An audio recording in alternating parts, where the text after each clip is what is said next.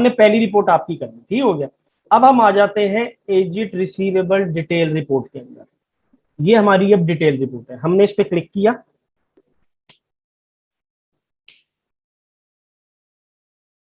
और हमारे पास जो है अब आपकी ये रिपोर्ट, डिटेल रिपोर्ट खुल गई है। अच्छा, अब बात करते हैं कि ये जो आपकी ये वाली डिटेल रिपोर्ट है इसका मकसद क्या है। लेट्स सपोज अब आप अकाउंटेंट हैं, आपने बुक कीपिंग कर ली, आपने सारी इनवॉइसेस जनरेट कर, जो भी इनवॉइसेस वाला काम था कस्टमर की इनवॉइसेस वाला, आप अकाउंट रिसीवेबल अकाउंटेंट हैं और आपने अपने एंड के ऊपर सारी कस्टमर इनवॉइसेस भी, कस्टमर रिसीट्स भी, क्रेडिट नोट्स भी, सब कुछ अपडेट कर दिया। अब आपका काम, अगला काम आपका क्या है, अगला काम आपका ये है, अगर तो आपने ही पेमेंट के लिए फॉलो अप करना है तो आप, नहीं तो जिस भी बंदे ने फॉलो अप करना है पेमेंट के लिए वो ये वाली रिपोर्ट खोलेगा। ठीक है, इसके अंदर मैं आपको बता देता हूं कि क्या क्या चीजें हैं। देखें, पहले इस रिपोर्ट को देख लेते हैं। ये आपका एबीसी फर्नीचर है, ठीक हो गया। ये इसकी इनवॉइस डेट है 9 जुलाई, इसकी ड्यू डेट है 8 अगस्त। इसका इनवॉइस नंबर आपके पास ये आ रहा है, ये इसका इनवॉइस रेफरेंस है और ये इसकी अभी करंटली आउटस्टैंडिंग है, ठीक हो गया। यानी कि अभी आपको इस कस्टमर को ईमेल करने की या इस कस्टमर से अभी फॉलो अप करने की कोई जरूरत नहीं है। क्यों? क्योंकि इसकी ड्यू डेट देखें, ये करंट में आ रहा है और इसकी ड्यू डेट है 8 अगस्त। आप इस कस्टमर को ईमेल या कॉन्टैक्ट पेमेंट के लिए तब करेंगे जब ये 8 अगस्त से आगे चली जाएगी। लेट्स सपोज हम, एक आपका कस्टमर आ रहा है जिसकी 3-4, ये वाला सिटी लेमोजिन ये आपका आ रहा है, इसकी 3-4 देखें इनवॉइसेस है। ये इसकी इनवॉइस डेट है, ये इसकी ड्यू डेट है, ये इसका इनवॉइस नंबर है, ये इसका रेफरेंस है। अब हुआ क्या, अब हुआ इस तरीके से कि जी, अब हुआ इस तरीके से कि यहां पे ये वाली इनवॉइस जो है अब ये 20 अप्रैल को ड्यू होनी थी, ड्यू हो गई थी। तो आप ये देखें यहां पे ये करंट आ रहा है, ये स्मॉलर देन 1 मंथ, जिसको अभी 1 महीने से कम अरसा हुआ है ड्यू हुए हुए, इसको 1 महीना हुआ है ड्यू हुए हुए, इसको 2 महीने हो गए ड्यू हुए हुए।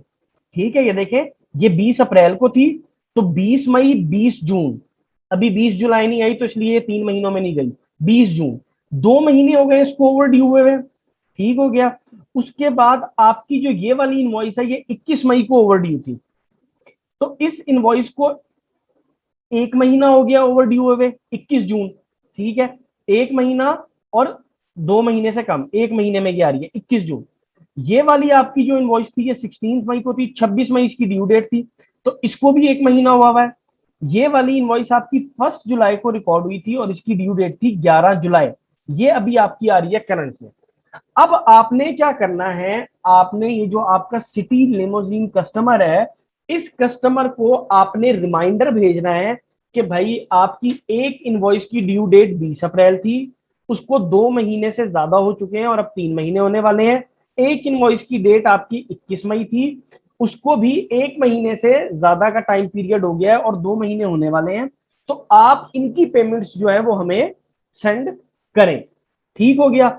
इस रिपोर्ट का मतलब ये होता है कि आपने ये देखना होता है कि आपके कौन कौन से कस्टमर, उनकी कौन कौन सी इनवॉइसेस ओवर ड्यू हैं और कितनी ज्यादा ओवर ड्यू हैं, तो उन लोगों को जो है वो आपने ईमेल्स करनी होती हैं और उनसे पैसे मांगने होते हैं। इस रिपोर्ट का एक मकसद जो है वो ये होता है, जो सबसे इंपॉर्टेंट मकसद है कि आप किसी भी टाइम चेक खोल, इस रिपोर्ट को खोल के और एक ही गो के अंदर ये चेक कर सकते हैं कि भाई कौन कौन से कस्टमर्स हैं और उनकी कितनी कितनी इनवॉइसेस और कौन कौन सी इनवॉइसेस ओवरड्यू हो गई हैं, उनसे हम जो है वो पैसे मांगे। ये तो अभी आपकी रिपोर्ट थी सिंपल फॉर्मेट के अंदर, ठीक हो गया। यहां से अब आते हैं एजिंग पीरियड। एजिंग पीरियड आप इसको क्या कहते हैं मैं अब आपको समझाता हूं। जैसे यहाँ पे आपको करंट नजर आ रहा है ना, और ये लिखा हुआ है 4 periods of 1 month, 4 periods of 1 month. देखें, current month 1, less than 1 month 2, 1 month 3, 2 months 3 और 3 मंथ्स 4, और ये आपका ओल्ड है, ठीक हो गया। ये देखें, ये आपका करंट और ये आपका 1, 2, 3, 4, ये आपके 4 पीरियड्स जो है वो आपको नजर आ रहे हैं और ये उससे जो ओल्डर है। अब लेट्स सपोज आप ये कहते हैं कि आपको जो है चाहिए 4 पीरियड्स ठीक है, यहाँ पे हम आ जाते हैं, ये कितने पीरियड है, 4 पीरियड्स ऑफ 1 मंथ। आप ये कहते हैं यार मुझे पीरियड्स तो 4 ही दिखाए, लेकिन मुझे क्वार्टरली दिखाए, हर महीने की ओवरड्यू इनवॉइस ना दिखाए, मैं क्वार्टर वाइज जो है मैंने ईमेल्स करनी है, तो मुझे क्वार्टरली दिखाए। तो मैं इसको 3 कर देता हूं और यहाँ पे अप्लाई कर देता हूं और इधर आके रिपोर्ट को अपडेट कर देता हूं। अब देखिएगा अब क्या हुआ है, देखें अब जो हमें रिपोर्ट नजर आ रही है वो कैसे नजर आ रही है, less than 3 months, 3 months, 6 months, 9 months, और ये ओल्डर। अब हम दोबारा से सिटी लेमोजीन पे आ जाते हैं, ये देखें, ये मैं सिटी लेमोजीन के ऊपर आया, तो ये वाली इनवॉइस जो है ये करंटली है, ठीक हो गया, और ये वाली इनवॉइस जो है लेस देन 3 मंथ्स, ये देखें, ये तीनों इनवॉइसेस लेस देन 3 मंथ्स में आ रही हैं, यानी अभी इन्हें ड्यू हुए 3 महीने से कम का अरसा जो है वो गुजरा है, ठीक हो गया, ये देखें।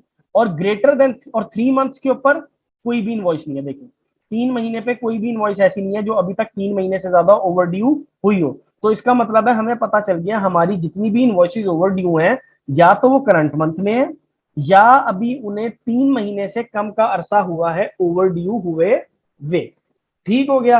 एक रिपोर्ट हो गई आपकी, ये क्लियर है। अब उसके अलावा अगर आप यहां पे जाएं, आप यहाँ पे आके ये कह सकते हैं कि यार मुझे इतने पीरियड्स नहीं चाहिए, मुझे सिर्फ 2 पीरियड्स जो हैं वो दिखा दो 3-3 मंथ के। यहाँ पे आके अप्लाई कर देते हैं और इसको अपडेट कर देते हैं। अब आप देखें, अब आपको सिर्फ और सिर्फ 2 पीरियड्स दिखाए हैं, लेस देन 3 मंथ्स और ये 3 मंथ्स का, ठीक हो गया, ये आपके 2 पीरियड्स हैं, और उसके अलावा अगर इससे ज्यादा कोई है तो वो आपको यहाँ पे शो हो जाएगी, ठीक हो गया। ये अब आप इस तरीके से अपनी इस रिपोर्ट को कस्टमाइज कर सकते हैं, जैसी रिपोर्ट आपको चाहिए as per the nature of the company. यहां पे आके आप चाहें तो इसको डेज में भी कन्वर्ट कर सकते हैं, वीक में भी कन्वर्ट कर सकते हैं, मंथ में भी कन्वर्ट कर सकते हैं। यूजुअली होती मंथ के अंदर है तो हम इसको मंथ में ही रखते हैं। जैसे लेट्स सपोज मैं कहता हूं मुझे 2 पीरियड्स चाहिए, यहां पे आके मैं कहता हूं मुझे 4 पीरियड्स चाहिए, ठीक हो गया, कितने के, 1 के, और मैं कहता हूं मुझे वीक के हिसाब से चाहिए, मैं इसको अप्लाई कर देता हूं और अपडेट कर देता हूं।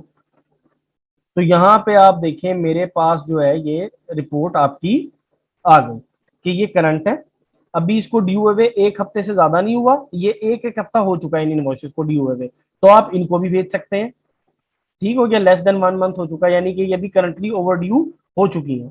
इन कस्टमर से भी फॉलो अप कर सकते हैं और ये ओल्डर में आ जाएगी बाकी सारी। यानी कि आप चाहें तो आप इसको किसी भी तरीके से जो है वो जनरेट कर सकते हैं, कि लेट्स सपोज आप इसमें ये कह सकते हैं आपकी कंपनी की पॉलिसी ये है कि यार अगर कोई भी इनवॉइस 1 हफ्ते से जैसे ही ड्यू हो, जैसे ही उसको 1 हफ्ता हो जाए तो आप उसको फॉलो अप कर लें, तो आप उसको वीकली के ऊपर करके देख लें, और यहाँ पे इसका मतलब है कि ये सारी इनवॉइसेस जो हैं विद इन 1 वीक जो है वो ओवर ड्यू है।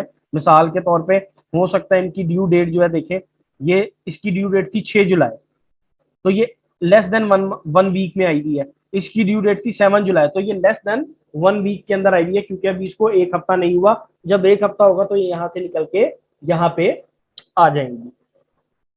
अब इस तरीके से आप अपने पीरियड एजिंग पीरियड्स को जो है वो आप चेक कर सकते हैं। और एजिंग पीरियड्स के बारे में आई होप सो कि आप लोगों को पता होगा, अगर नहीं भी पता था तो पता चल गया आपके, ये आपका वो पीरियड है जिसके अंदर आपने कस्टमर से पैसे रिसीव करने होते हैं, तो ये आपको वो वाला पीरियड जो है वो बताता है कि how many days your invoices are due, customer invoices are due, कि आपकी इनवॉइसेस ड्यू जो है वो हो चुकी है और उसको कितना टाइम पीरियड जो है वो हो चुका है। एक चीज तो अब आपकी हो गई है, ठीक हो गया, इसको हम दोबारा से उसी तरीके से सेट कर देते हैं, मंथ पे, 1 पे, 4 पे अप्लाई कर देते हैं, अपडेट कर देते हैं, ये रिपोर्ट अपनी पुरानी फॉर्मेट के अंदर जो है वो आ गई।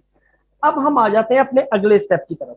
हमारा नेक्स्ट स्टेप है आपका कि ये आपको कुछ कॉलम्स दिए हुए हैं, आप इस पे क्लिक करें, देखें अब अगर आप चाहें तो अपनी रिपोर्ट के अंदर चीजें ऐड कर सकते हैं। जैसे लेट्स सपोज ये आपको, आप चाहते हैं कि डिपार्टमेंट वाइज भी शो हो, डिपार्टमेंट ऐड कर सकते हैं, ईमेल शो हो जाए, आप चाहते हैं कि यार मैं कस्टमर्स को ताकि ईमेल कर दूं, मुझे ईमेल भी इसी रिपोर्ट में शो हो जाए, ठीक हो गया।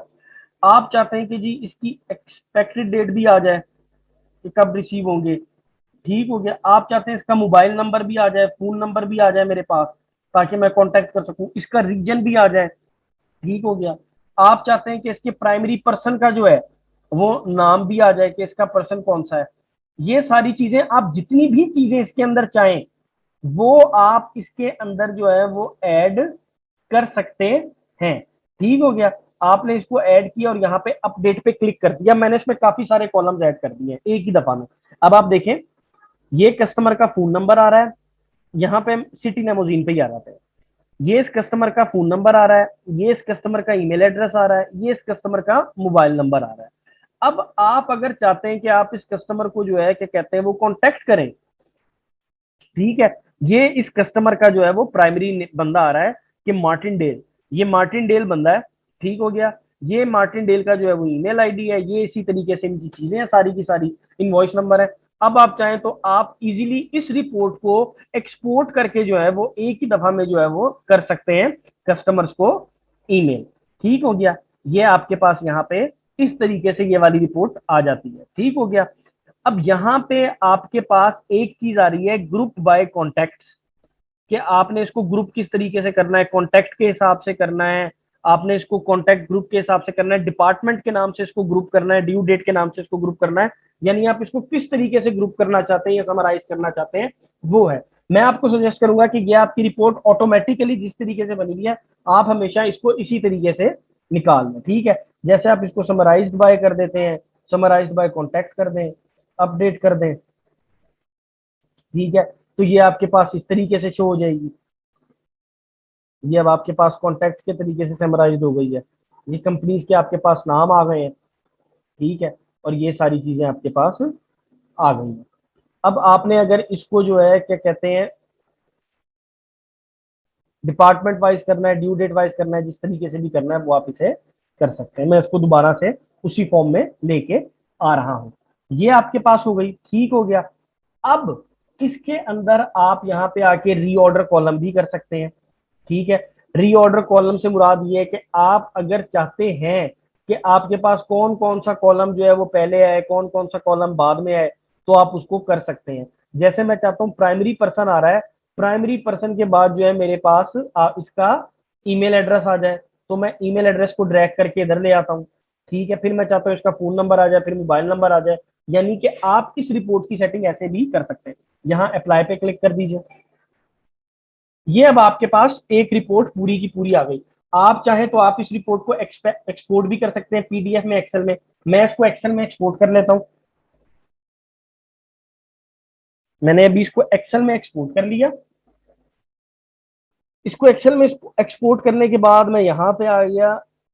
अब जो है ना मेरे पास ये देखें, ये एक रिपोर्ट आपकी ओवरऑल आ गई है। ठीक है। ये देखें ये एक्सेल के ऊपर, अब ये करंट मंथ, ये 1 मंथ, ये 2 मंथ, ठीक है, ये सारी चीजें मेरे पास इसकी आ रही हैं।